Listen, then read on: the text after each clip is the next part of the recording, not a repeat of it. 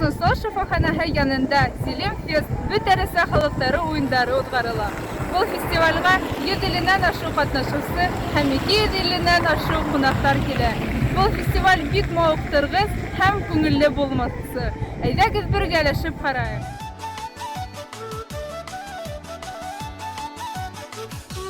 Республика кимәлендә уздырылган Зилем фест фестиваленә Өфө, Салават, Ишембай, Күмертау, Стәрлетамак, Талбазы, Учалы, Бөрө калаларынан Иянсура, Гафури һәм башка районнардан катнашучы командалар, көйәрмәннәр, кунаклар килгән.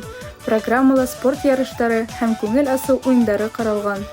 Бөрө уксылары әзерләгән кызыклы уеннардан, ату һәм музыка коралдары күргәзмәһеннән беркем дә ситтә калмагандыр мөгаен.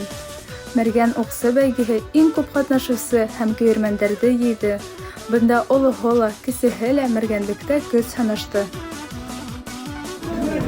Учал райондан Уральский Советтан ярышларда йөргәне бар, урын алганы бар.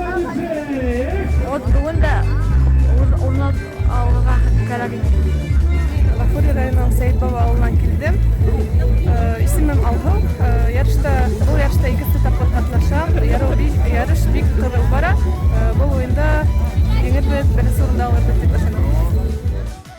Соңгы вакытта популяр булган бәйге уеннарында көчле ир-аттар майдан тотты.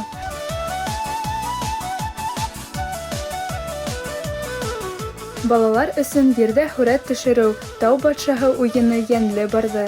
Һәркем үзен батша итеп тояһы килә әлбиттә. Еңүчеләр бүләктәр алып куанды.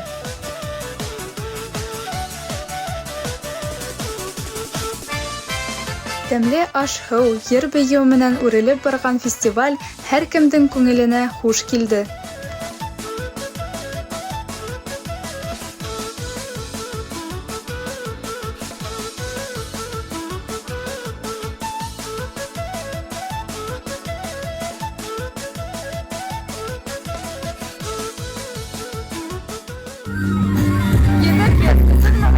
Рух байрамы булды. Улыхына халык кешеһенә тиклем йырланы, бөйене, күз сынашты, күңеләсте. Бұл байрам югары кимәлдә узды. Тау-Тау хәбәр өсөн Расизова Назгөл һәм Рафиков Арслан.